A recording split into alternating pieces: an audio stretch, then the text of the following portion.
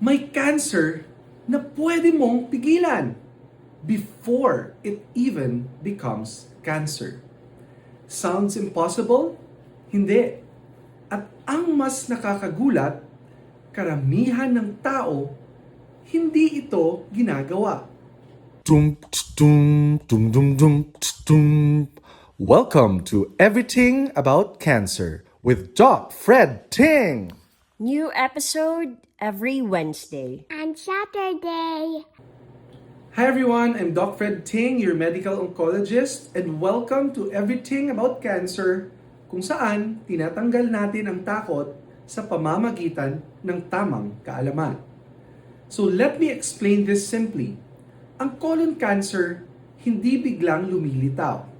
Nagsisimula ito sa maliit na growth sa loob ng ating bituka. Tinatawag ito na polyp. Sa umpisa, benign lang ito.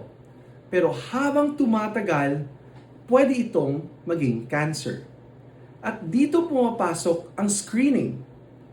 Colonoscopy, isang procedure kung saan tinitingnan ang loob ng colon gamit ang maliit na camera. At kung may makita na polyp, pwede itong tanggalin agad. So ibig sabihin, hindi lang natin na-detect ang cancer, na pipigilan pa natin ito. Kung hindi ka pa ready sa colonoscopy, may ibang options. Stool tests. Chine-check kung may dugo o abnormal signs sa inyong dumi. Simple lang ito, non-invasive at pwede gawin sa bahay. Pero tandaan, kung may makita sa stool test, kailangan pa rin ng colonoscopy for confirmation. So, sino dapat ang magpa-screen? Age 45 years old and above? Pero earlier, kung may family history or symptoms. At hindi dapat hintayin ang simptomas dahil kadalasan, late na kapag may nararamdaman na.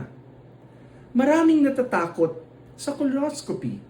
Dok, nakakahiya, labas puwet, masakit ba? The truth is, ginagawa ito with sedation. That means, hindi mo mararamdaman ang procedure. At ang kapalit, pwede nitong maiwasan ang colon or rectal cancer. Mas dapat tayong matakot sa hindi pagpapascreen. So here's the very important message. Colon cancer is one of the most preventable cancers, but only if you take action. Do not wait for symptoms. Do not wait for fear. And always remember, let your faith be stronger than your fears, because cancer is not a death sentence and there is always hope. Thank you for watching Everything About Cancer with me, Doc Fred Ting. If you found this episode helpful, please like this video, share it with your family and friends, and subscribe to the channel so we can spread accurate and reliable information about cancer to more people.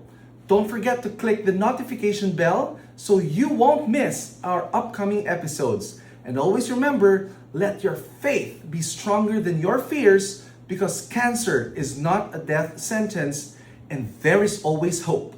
Again, I'm Doc Fred Ting, and see you in the next episode of Everything About Cancer. Dum, dum, dum, dum, dum, dum. Welcome to Everything About Cancer with Doc Fred Ting. New episode every Wednesday. And Saturday.